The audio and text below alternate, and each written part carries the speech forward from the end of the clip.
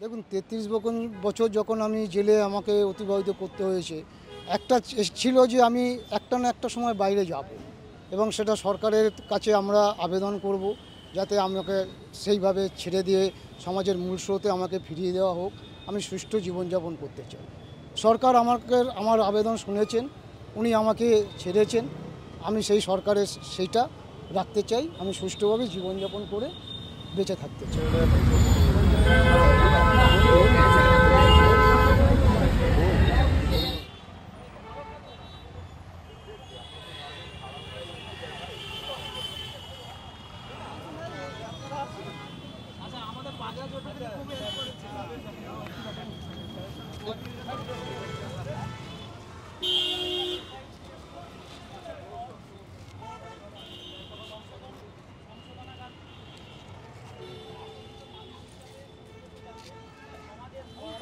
আজকে যারা সংশোধনাগারের আছে তারা যখন সরকার তখন তাদের ছাড়বে, তারা বেরিয়ে এসে সবার সহযোগিতা নিয়ে যাতে সমাজের মূল স্রোতে ফিরে সুষ্ঠুভাবে জীবনযাপন করতে পারে।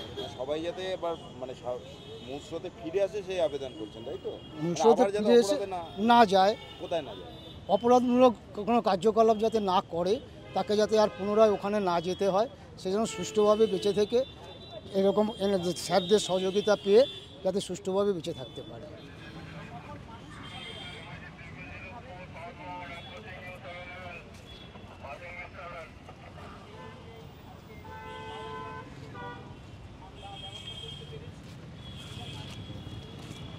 আজকে হবে দাদা, সরে আসুন, এদিকে সরে আসুন।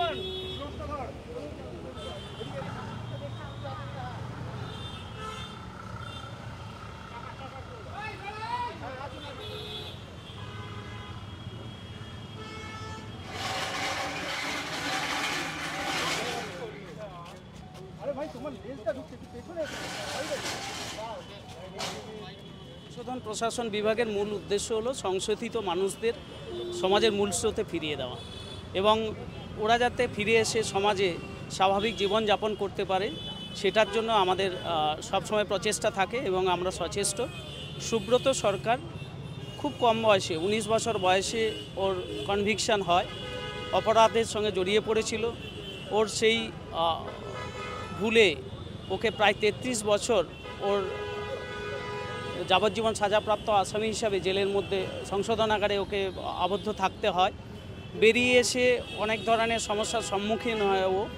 আমরা দক্ষিণ চব্বিশ পরগনা জেলা প্রশাসনের তরফ থেকে আমরা চেষ্টা করি যাতে ওকে সমাজের মূল স্রোতে ফিরিয়ে দেওয়া যায় এবং তার জন্য আমরা সচেষ্ট হই। ওকে বিভিন্ন ধরনের যে ডকুমেন্টেশনগুলো আমরা চেষ্টা করি, যেমন Aadhaar card, voter card, ration card, driving licence, এগুলোকে দেওয়ার চেষ্টা করি আমরা এবং ও পায়।